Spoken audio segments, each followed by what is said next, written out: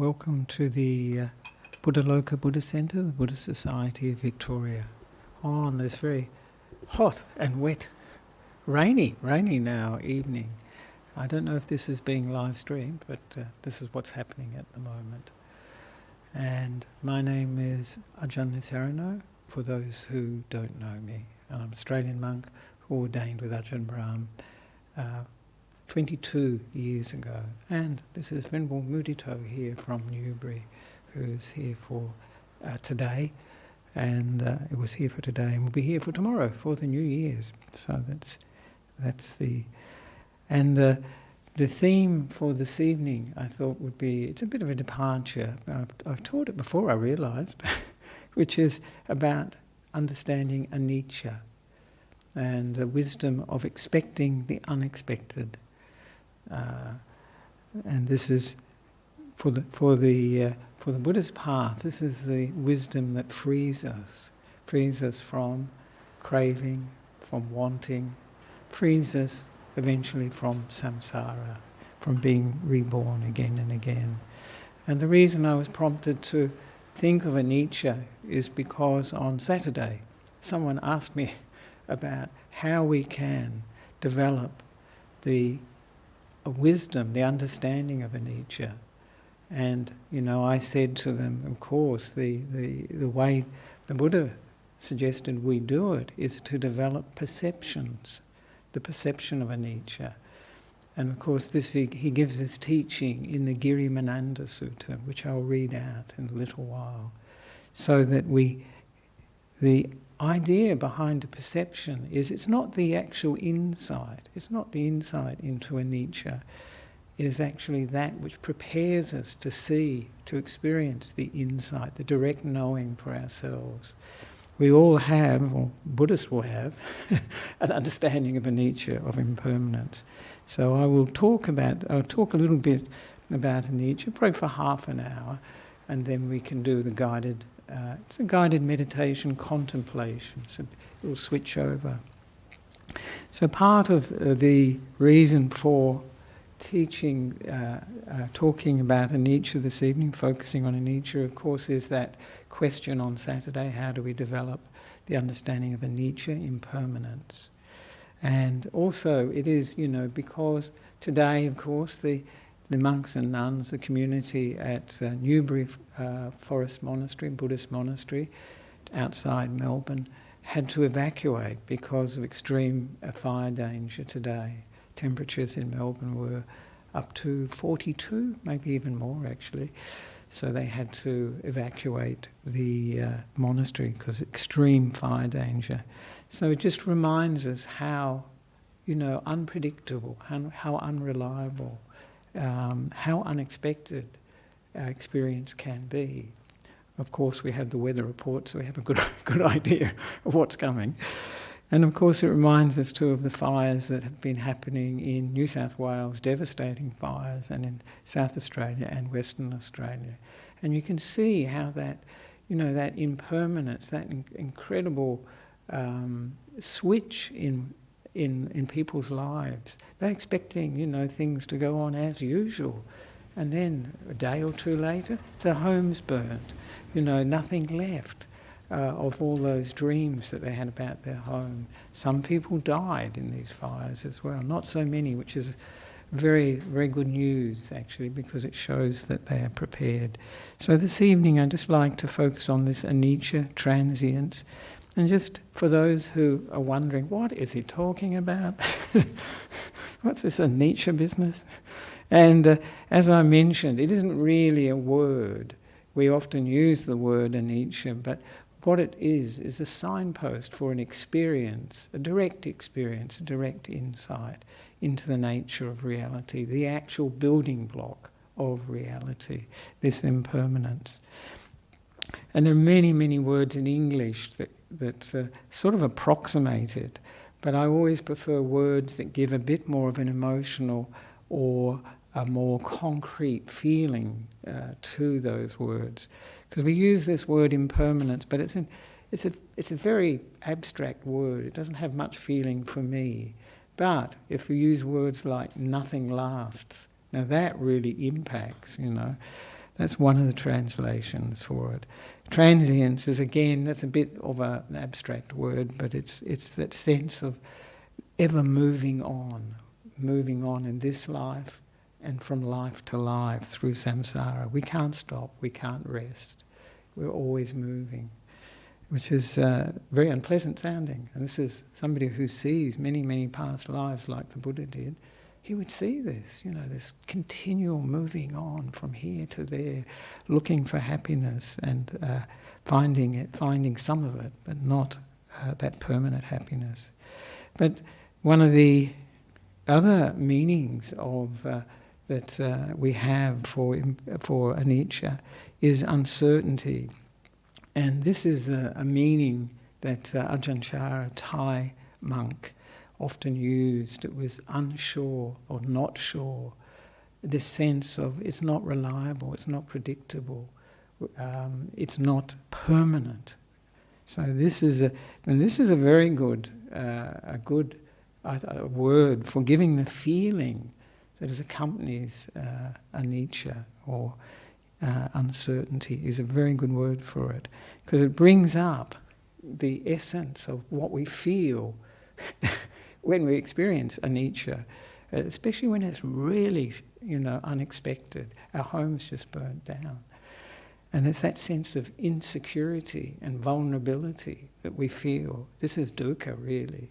Because the Buddha said, whatever is impermanent, whatever is uncertain, will give rise to dukkha, to this experience of unsatisfactoriness. Sometimes we say suffering, and it can be suffering, actually. And then he says, of course, and then that which is suffering, that is impermanent and suffering, it cannot be a self, and not self. Because if the impermanence is the building block of our experience of samsara, then how can there be permanent happiness or a permanent me? We try our best to find this permanent me, find this permanent happiness. And we see all these movies where people, they have the happy ever after ending, and it's all very rosy and everything. But we know there will be the next morning will come, and there will be breakfast, there will be problems, there will be going to work or whatever it is. And so this is that relentless transience, this anicca. And so why contemplate anicca? I mean, for some people they may think, oh God, sounds depressing to me. And most of our lives are actually spent in looking for the opposite, aren't they? Looking for permanence, looking for something reliable, dependable in our lives. So many of us are not wanting to see this anicca. And when we realise that it's actually the cause of these feelings that we, as I mentioned before, this instability, this uncertainty, this transient, brings up our anxiety, our insecurity and vulnerability. It causes us to worry. So if we don't deal with it, then we are faced with these emotions that we cannot resolve. Or we'll try to distract ourselves from. Usually that's the way we deal with them, not very skillfully.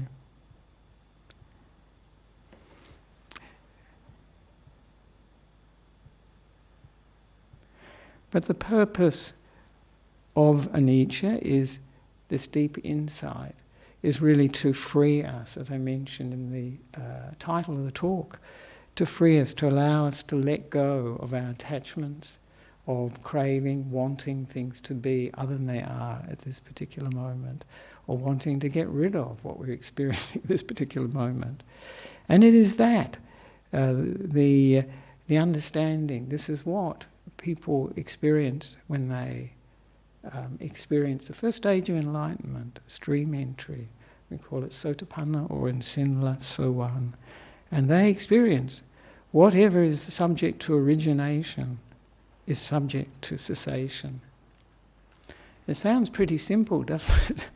But it goes very, very deep. And it's only when it's at that deep level, that direct experience of this impermanence, this uncertainty in this body and this mind, that we really develop this insight of arising and passing away. It's then that we can break through to stream entry. It's very interesting, the first stream enterer in the Buddha's teaching, Venerable Kondanya, he realizes that during the Buddha's teaching on dukkha, and you think, my God, what's it got to do with dukkha? He's seen impermanence. But of course, the connection is, and I always used to wonder, well, why? He's saying, whatever is subject to arising is subject to passing away. He realizes this. What's that got to do with dukkha? Because when one realizes that's the essence, the building block of samsara, then there is permanent happiness.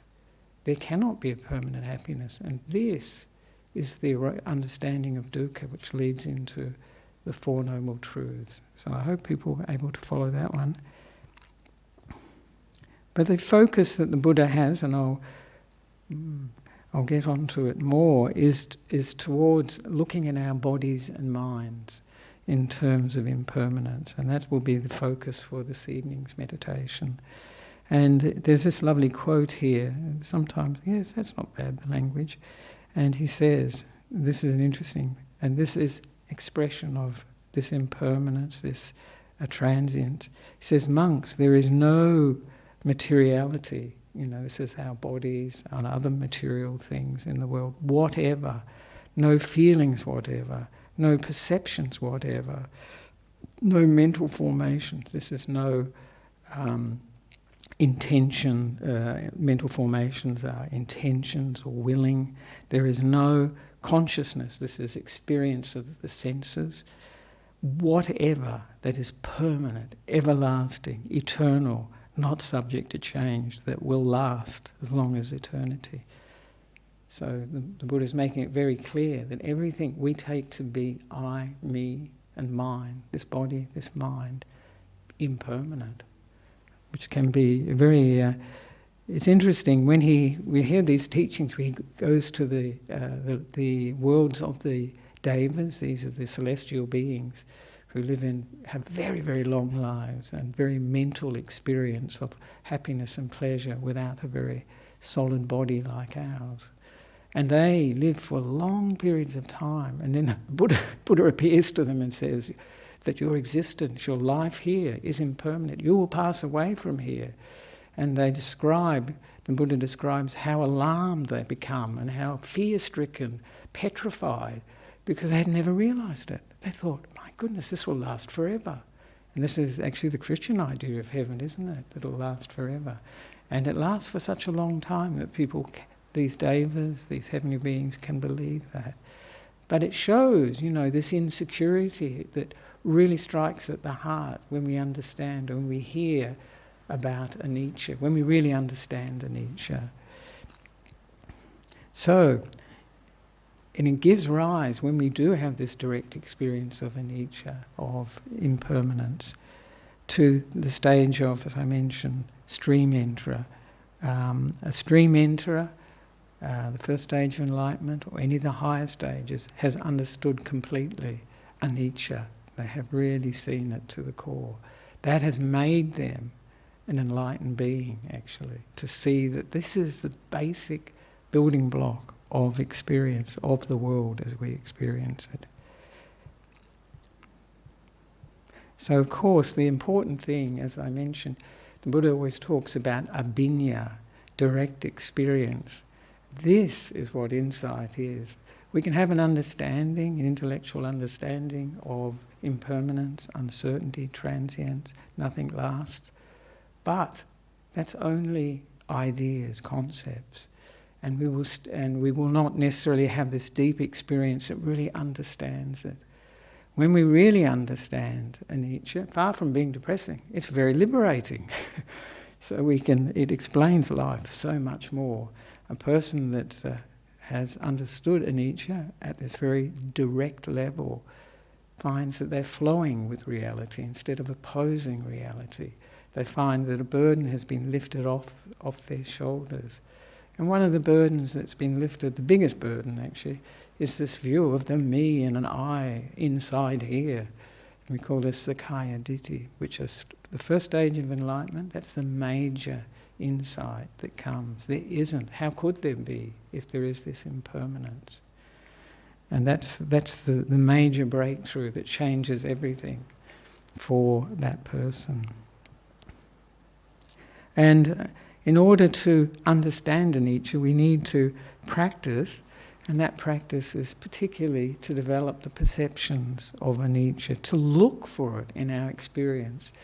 And this is not only on the cushion. We're going to do a guided meditation and contemplation, but really we have to use this in our daily life too. This is where we can build up this understanding of impermanence or nothing lasts. And in actual fact, if we were really looking, if we were really aware, the whole world would be actually saying these three words to us. We say in Pali, anicca, dukkha, anatta. We say nothing lasts. There is no permanent satisfaction. There is no permanent I, me, and mine. And this is what the whole world is saying to us. And we don't want to hear that. We've got our earplugs in, busily avoiding it, because we don't want to hear that. So the Buddha encouraged us to develop these perceptions. There's one sutta I'm going to read in a minute, the Girimananda Sutta, and I'll read that. And he explains how we can develop this perception, how we can develop this way of looking, so that these insights of impermanence, nothing lasts, unsatisfactoriness and non-self can arise. And it's also in the Satipatthana too. In fact, Satipatthana we're looking at one aspect of it, the arising and passing away of the various aspects of our body and our minds.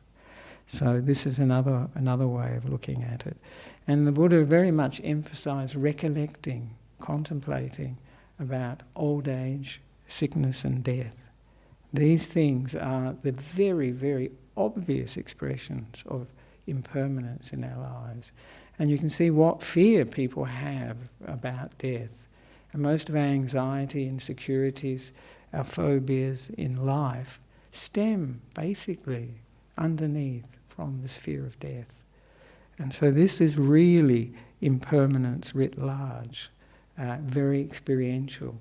We can see it in other people, and as we get older, we can see it in our bodies, especially the aging process, sicknesses that come, and eventually death. We can see that in other people before we actually die.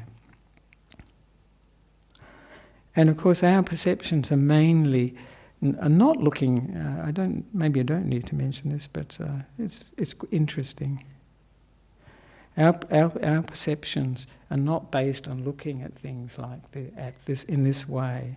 Our perceptions are usually looking for permanence. We're looking for happiness. We're looking for beauty, and we're looking for self. All the things, anything that can increase this perception.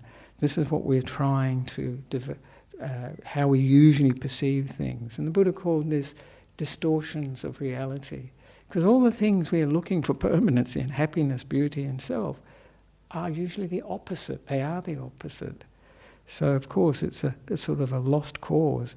And he said we have a view that runs our lives. And we can see this in very practical ways actually, that gives rise to the way we perceive the world, and then gives rise to thoughts that confirm this.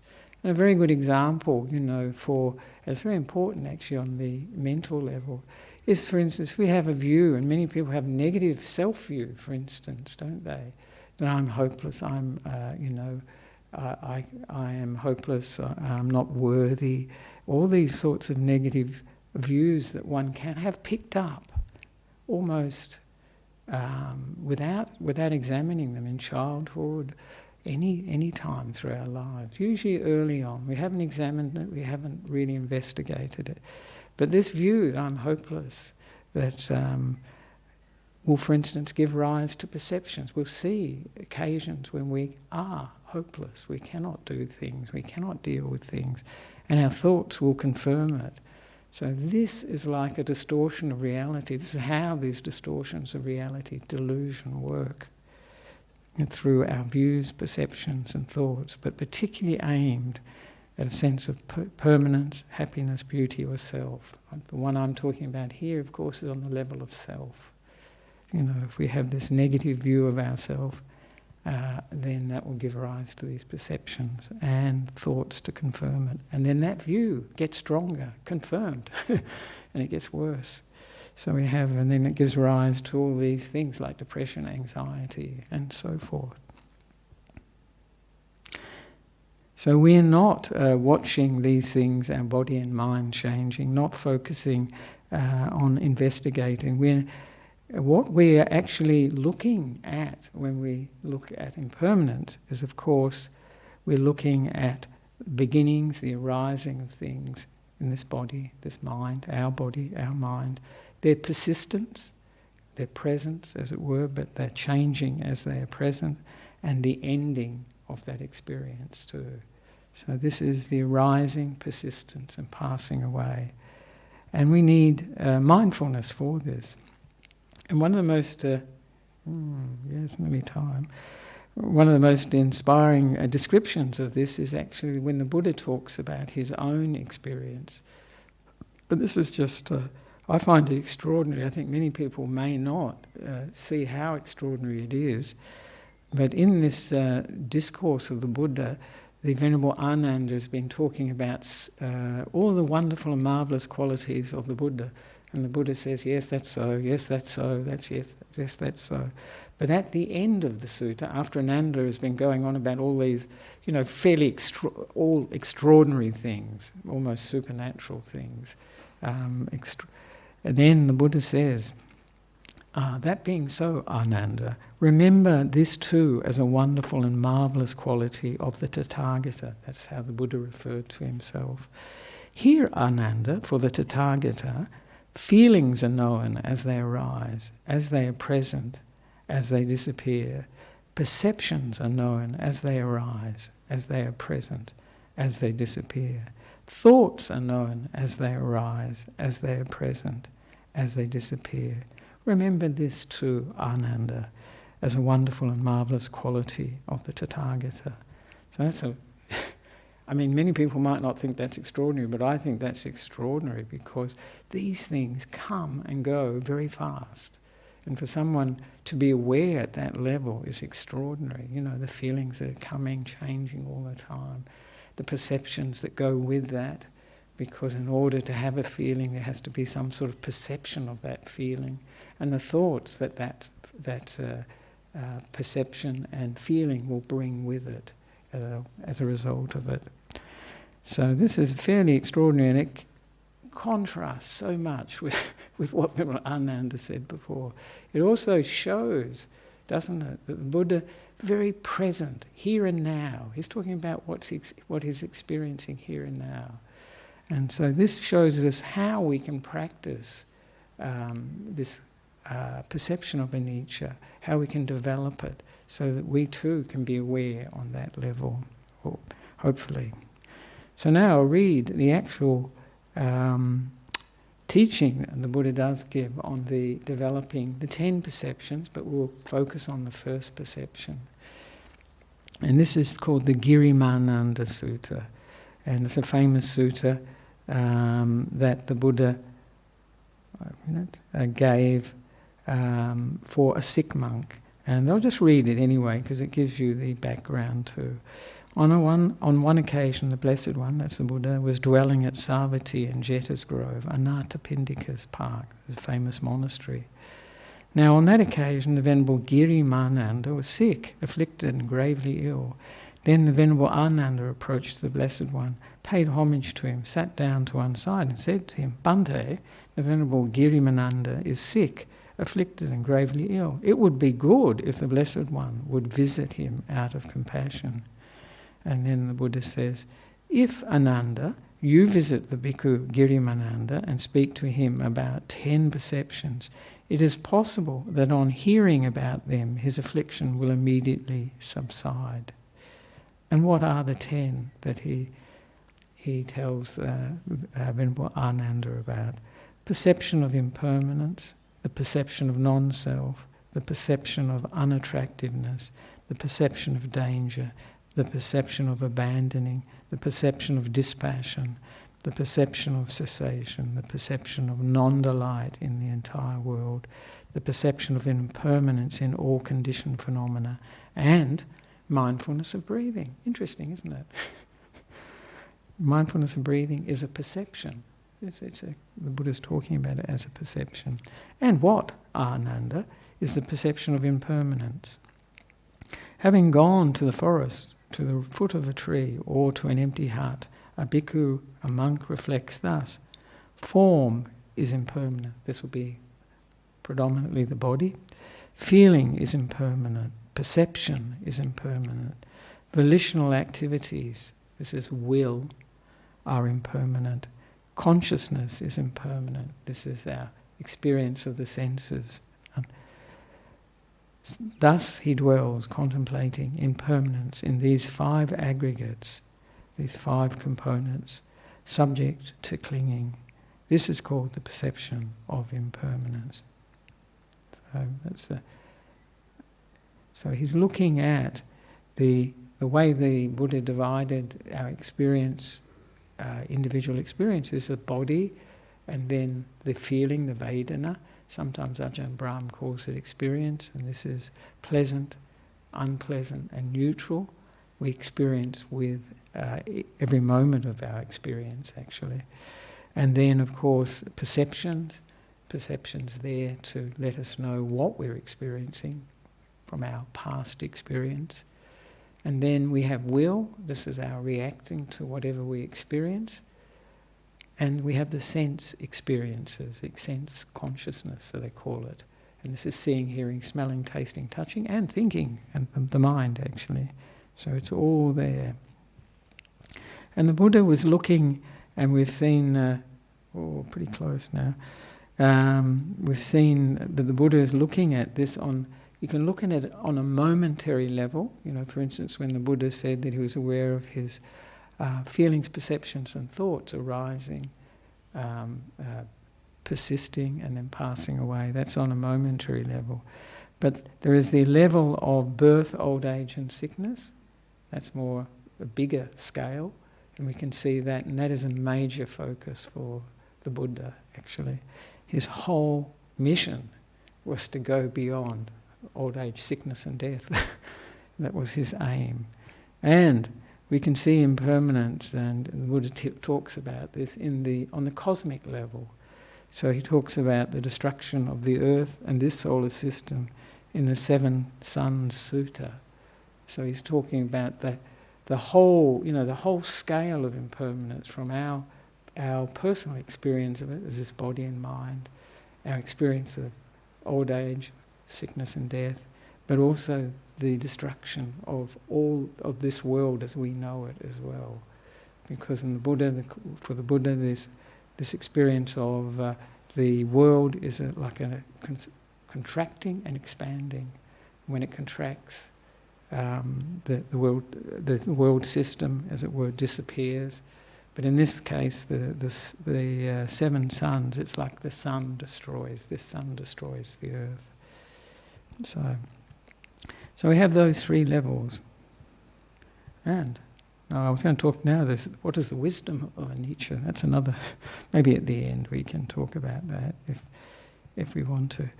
So in this guided meditation or contemplation, we'll look at anicca, impermanence, transience, nothing lasts, in terms of our momentary present experience, noticing whatever has arisen in our bodies and minds, watching while it lasts, watching while it arises, while it persists and passes away, just as the Buddha mentions. In order to do this, we need mindfulness and samadhi. So the first part of the meditation is really developing that power of the mind, that mindfulness, just to be here, to have let go of the past and the future, so that we can give some energy to the present moment and being aware of what's going on in the present moment. And so I'll just read, maybe I'll read that. Yes, it's nice. Yes, this is the last thing. That'd be good before. And there's a famous teaching that the Buddha gave, which really focuses on this experience of being aware of what is happening in the present, in this body and mind. And it's a sutta from the middle-length discourses of the Buddha, and this is Sutta 131, a single excellent night. Many people will know this. Some people know it in the Pali as well. Let not a person revive the past or on the future build their hopes. For the past has been left behind and the future has not been reached. Instead, with insight, let them see each presently arisen state, whatever's happening, let them know that and be sure of it, invincibly, unshakably. Today the effort must be made. Tomorrow death may come. Who knows? No bargain with mortality can keep death and his hordes away. But one who dwells thus ardently, relentlessly by day, by night, it is them, the peaceful sage has said, who has a single excellent night. So this is that single excellent night, seeing with insight into the present moment, into the truth of our bodies and minds, which is available for all of us at any time. So now we will have time for a meditation for 45 minutes, and I'll guide the meditation and contemplation. And at the end, maybe we have time for any questions.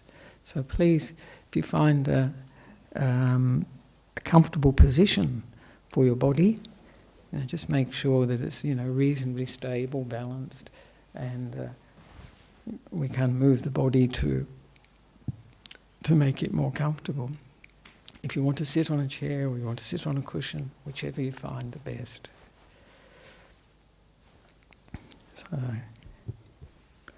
So now we can close our eyes and just become aware of the body sitting here and make any adjustments we need.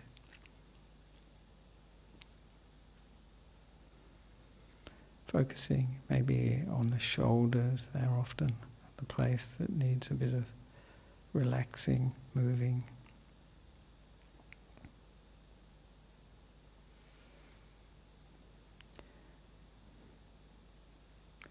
Noticing our backs, position of the back. It's reasonably straight but not tense. Position of our head so it's comfortable on our shoulders, balanced. And the hips too.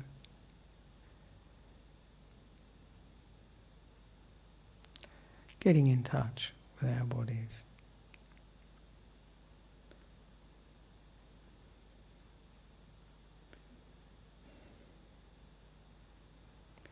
And we bring to mind the intention for this meditation, which is to contemplate that nothing lasts in this body and mind. It's always on the move, always changing, moment to moment.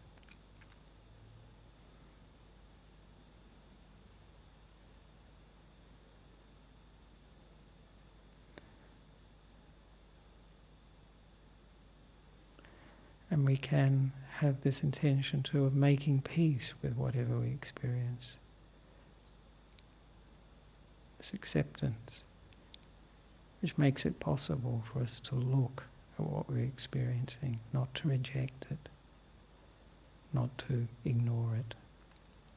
So making peace, accepting what we're experiencing.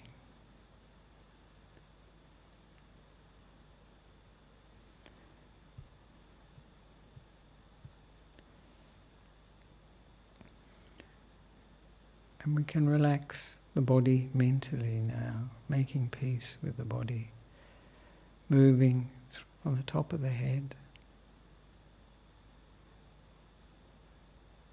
down the face, the neck, and the shoulders, and the arms, just being aware, making peace with any aches, pains, allowing them to relax, soothing them.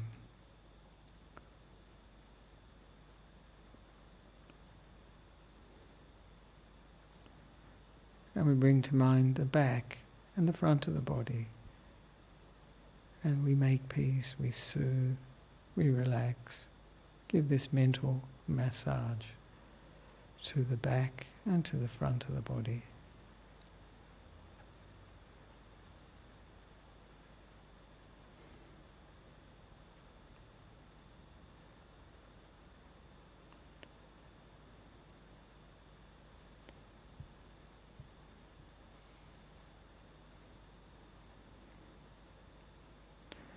And we bring to mind the legs, go, and move the attention down the legs to the knees, the ankles, feet and toes, soothing them, relaxing them, making peace with the body.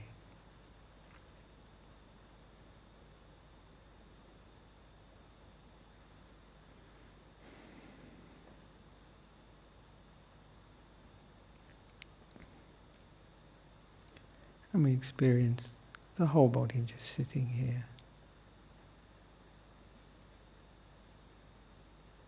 making peace with the body, just sitting here, aware of it. The pressure of sitting on a cushion, a chair, contact of the clothes, the air, the sounds of the rain.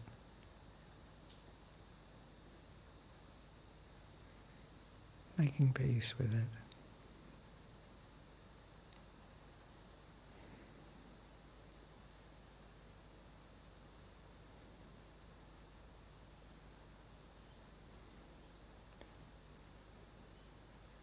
Just being here in the present moment.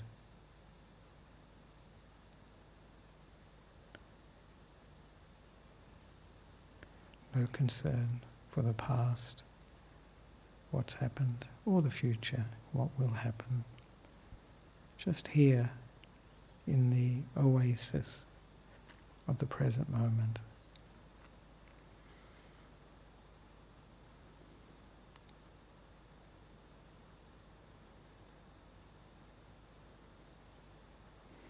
And making peace with whatever we experience, whatever we're aware of.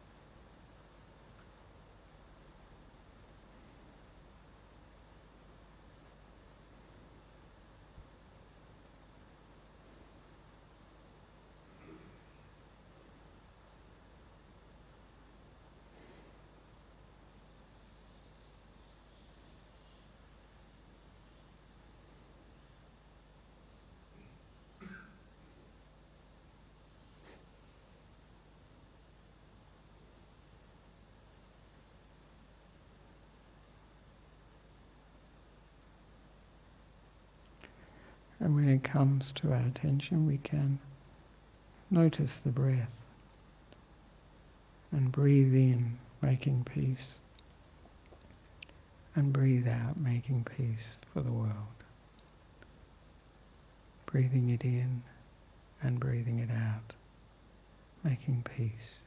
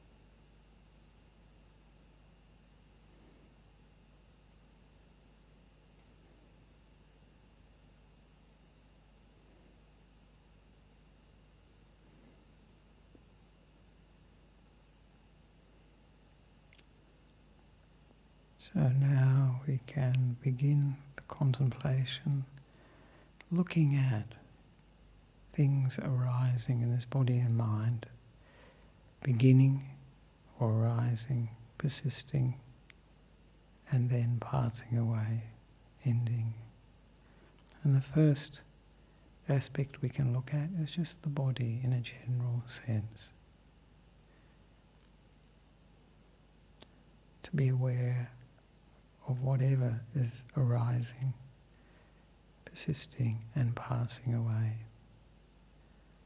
in this body.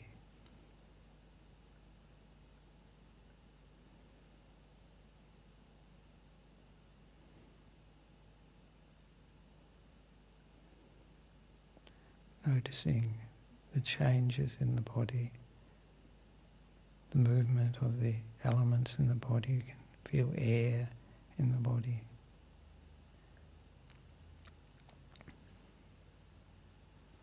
We can feel the solid aspect of the body,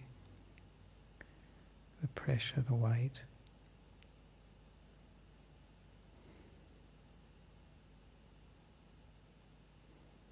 Whatever we notice arising, persisting, and then passing away, changing.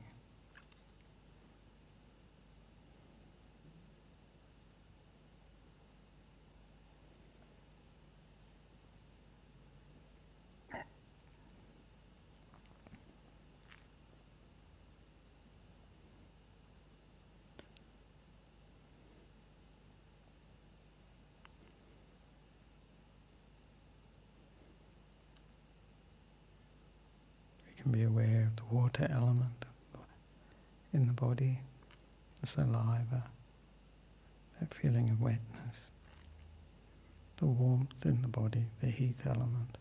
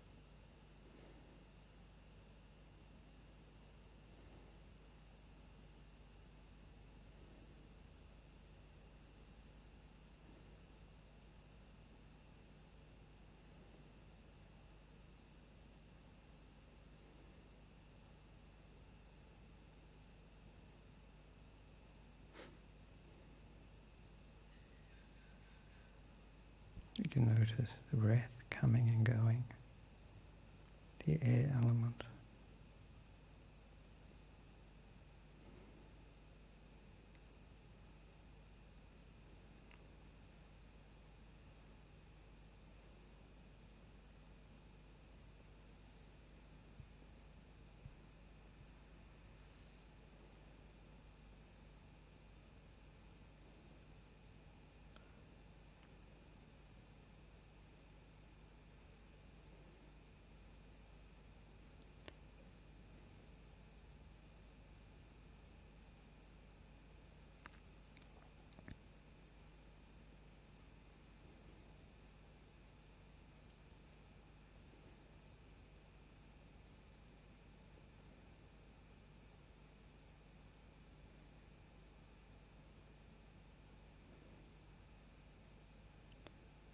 And now we can become aware of the quality of our experience, whether it's our mental experience or our physical experience, whether it's pleasant, unpleasant or neutral. And we can see the arising of these qualities of experience, the pleasant arising, persisting and passing away, the unpleasant, arising, persisting and passing away, and the neutral, arising, persisting and passing away, neither pleasant or unpleasant. Noticing these qualities in our experience.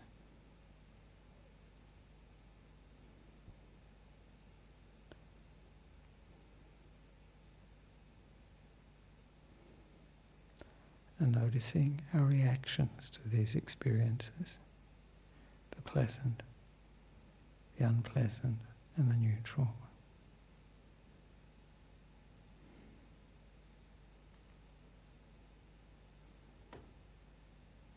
Whether it be in the body or in the mind.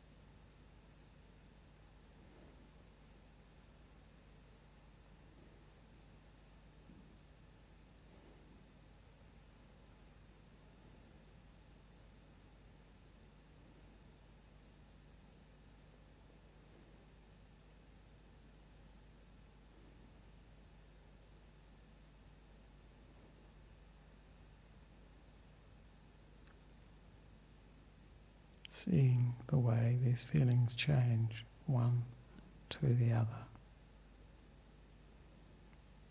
from pleasant to unpleasant to neutral, to unpleasant to pleasant, always moving.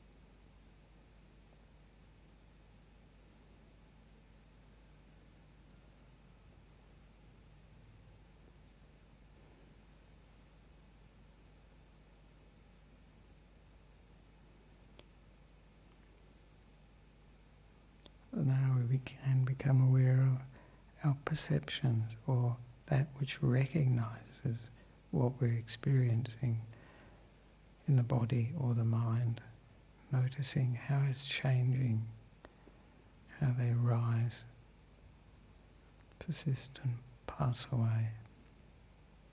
So So maybe it's warmth in the body or coolness in the body. How it arises, persists, passes away. Sense of hardness in the body or softness. How these arise, persist and pass away.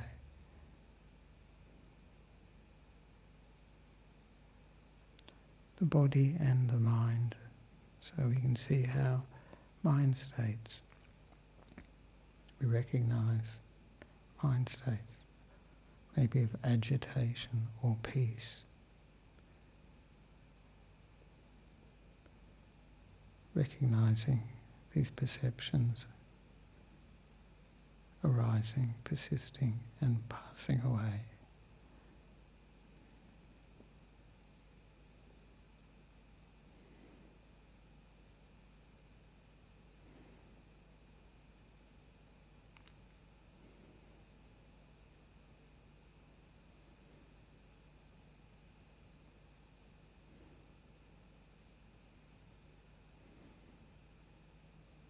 Just here in the present moment.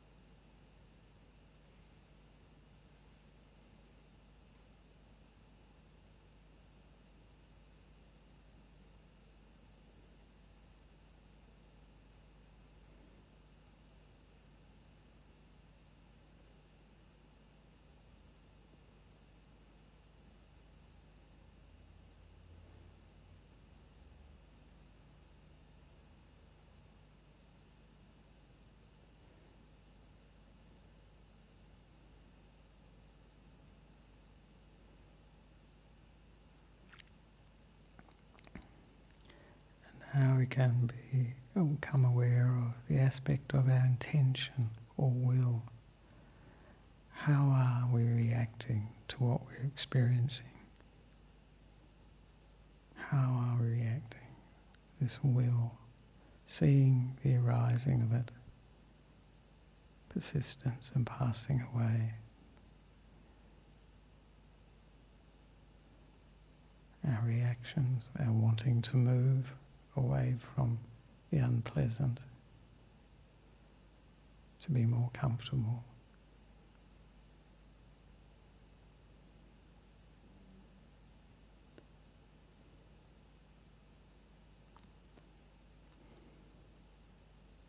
And this can be in the body and in the mind.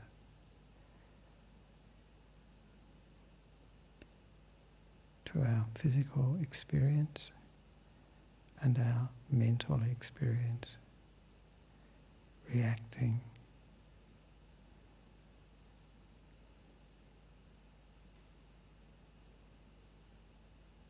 Wanting it to be different perhaps from what it is.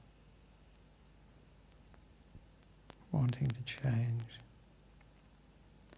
You can see this reaction, this will arising, persisting and passing away.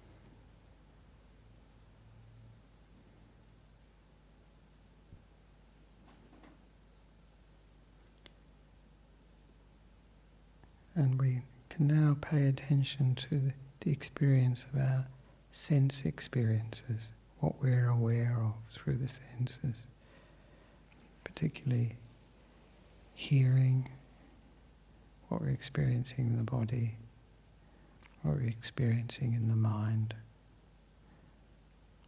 maybe through smell as well, noticing them arise, persist and pass away.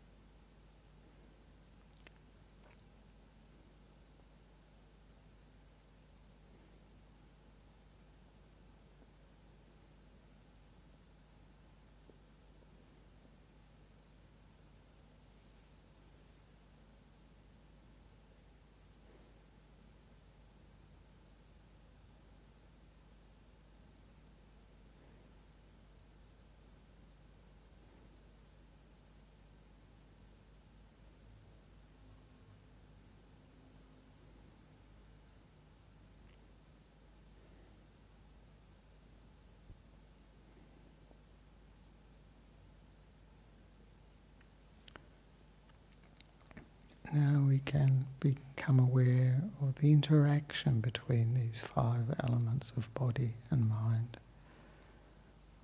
How the body interacts with the experience of the senses. How the senses give rise to our perceptions. How these perceptions give rise to our feelings.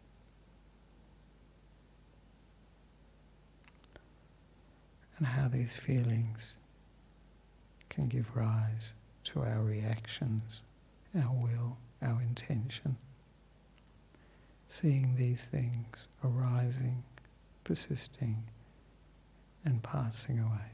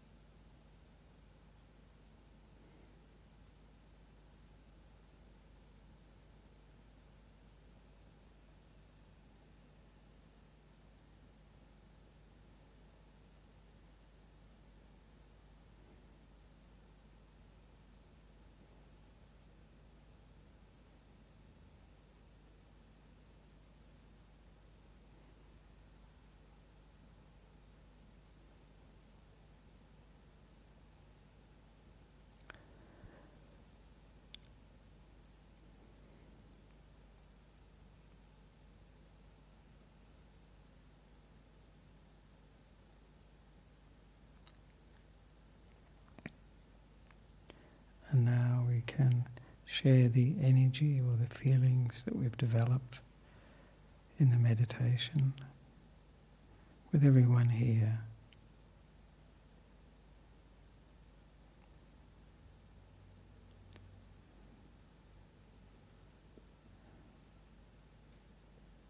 This sense of awareness, mindfulness, being present.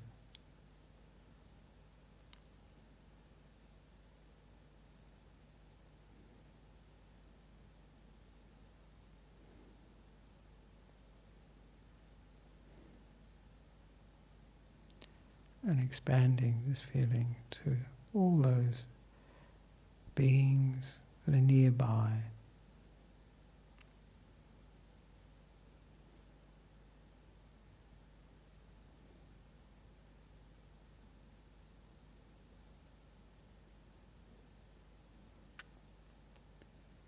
Wishing for them to develop mindfulness, understanding, making sense of what they're experiencing this life, and expanding it to cover the whole of Melbourne.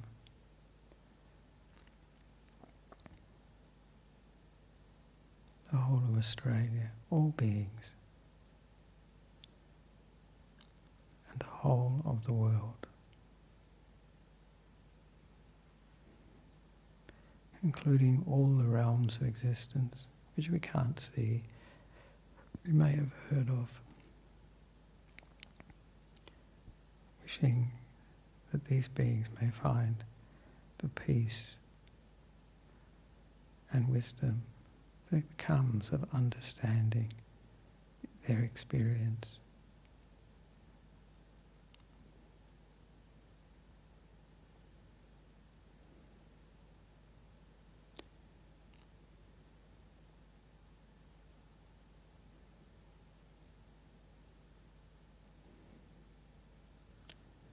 And we can make the aspiration to develop more of recognizing, perceiving the arising or beginning, persistence and ending of things as much as possible in our daily life,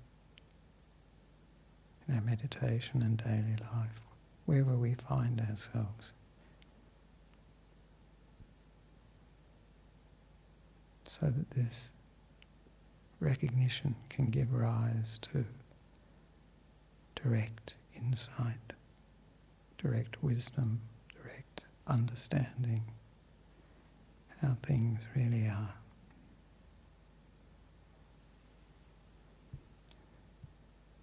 That nothing lasts.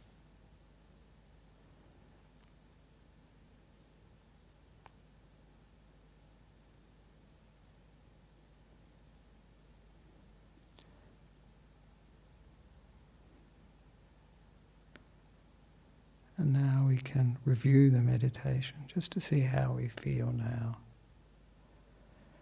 Do we feel more peaceful, calm?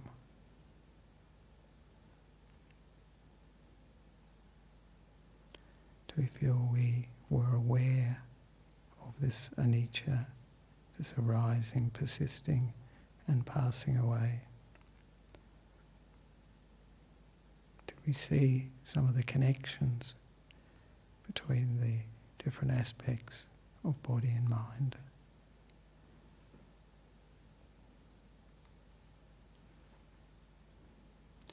And what sort of feeling arose from our experience? Do we experience fear, or did we feel relieved?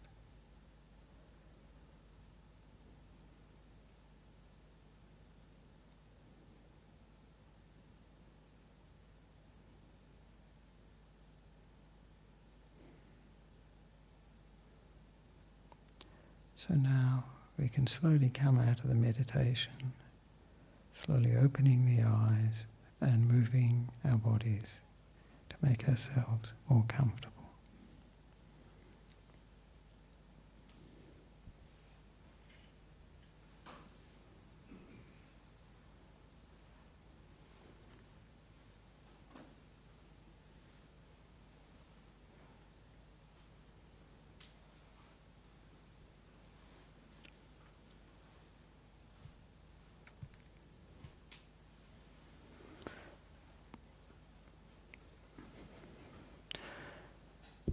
So, just ask if there are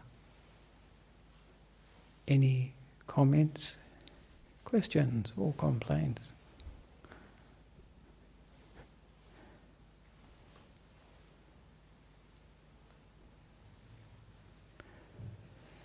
Oh, is that a question at the back? No? A complaint. It was too long. There wasn't enough anicca. There was too much anicca, sorry. Good. Yes? The lights. Good, yes.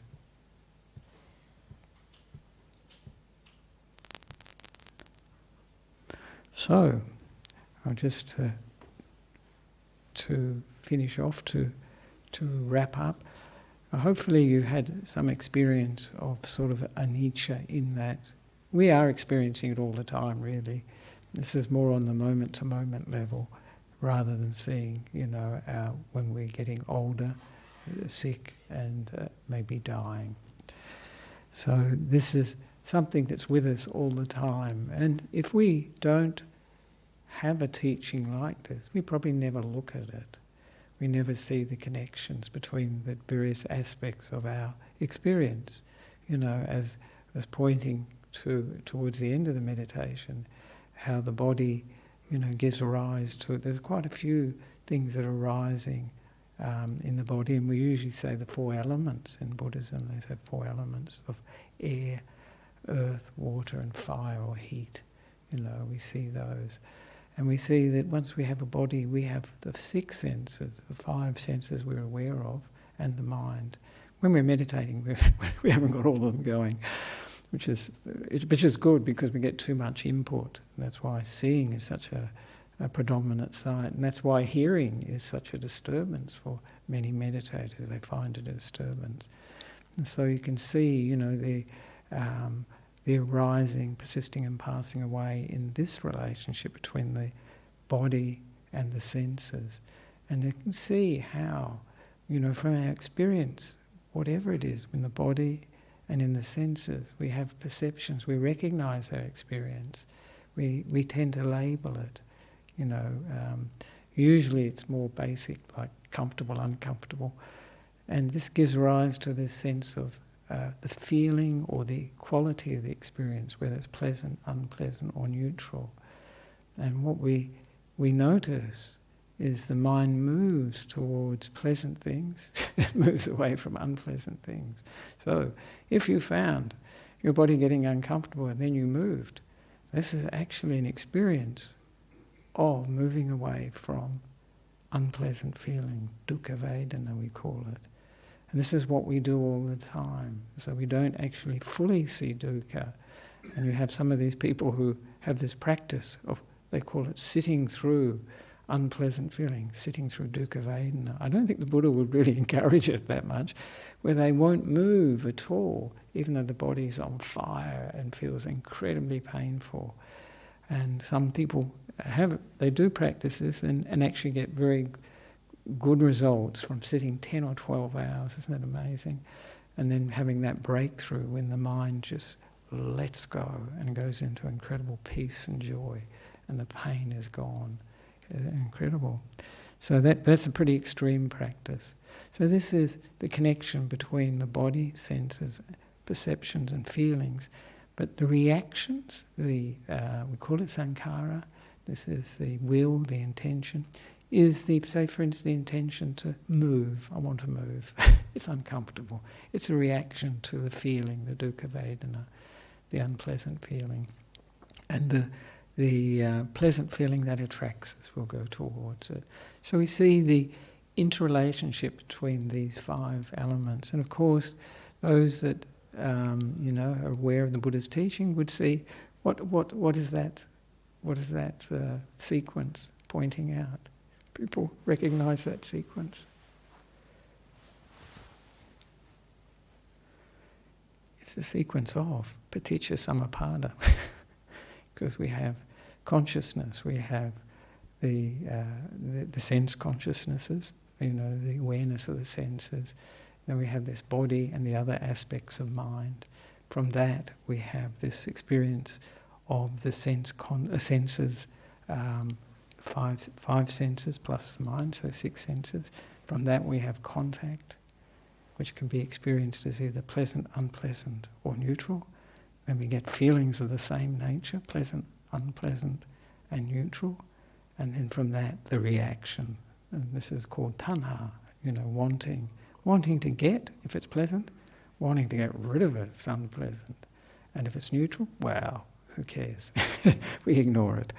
So this is what we see this is part of the wisdom of looking at anicca in these 5 elements of the body and the mind. And of course, when we understand reality in terms of anicca, if we really have that direct experience, this abhinya the Buddha talks about, we become a stream enterer, because a stream enterer will see the paticca samuppada, what I just mentioned, the connection between these things. And they have an understanding of this dukkha, this unsatisfactoriness in our experience. But they'll experience it directly. They'll see it very, very clearly.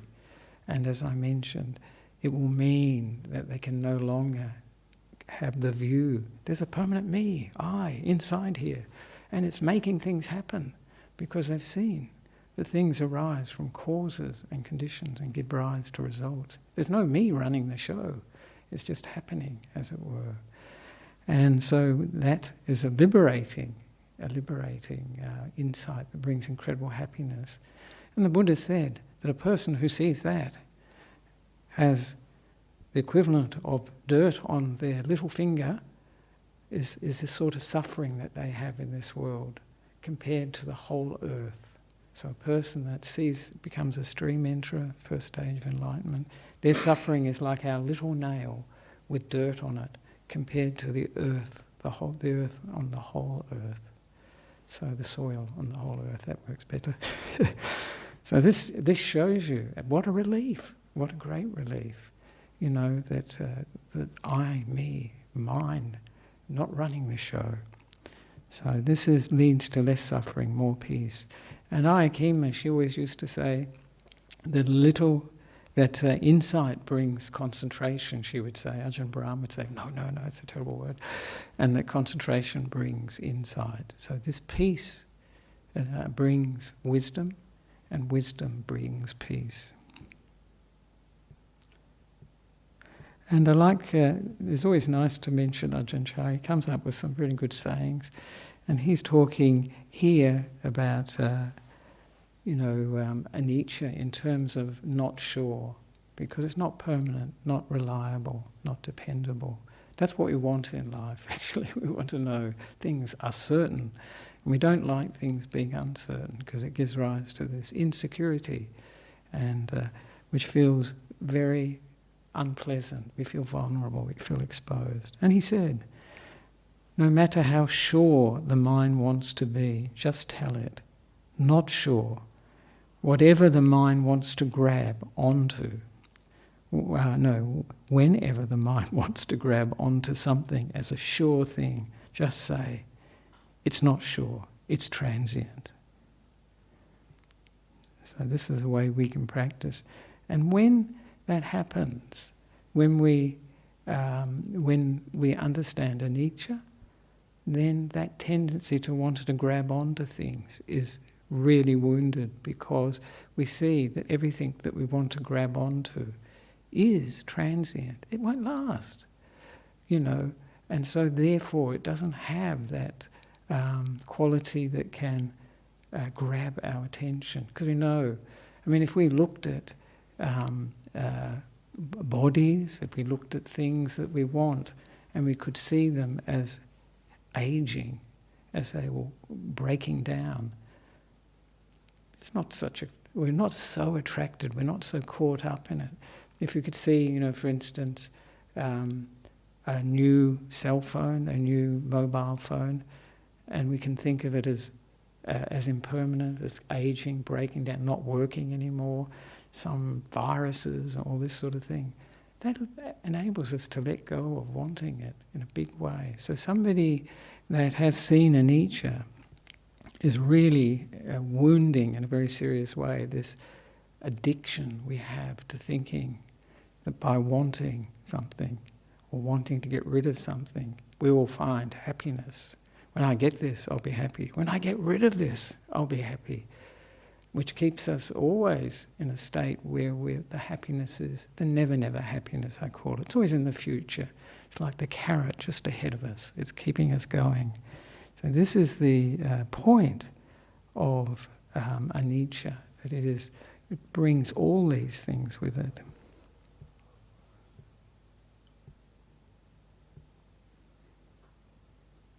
And also it gives us that, we need to finish off, that ability to expect the unexpected. This is something where the mind is more flexible.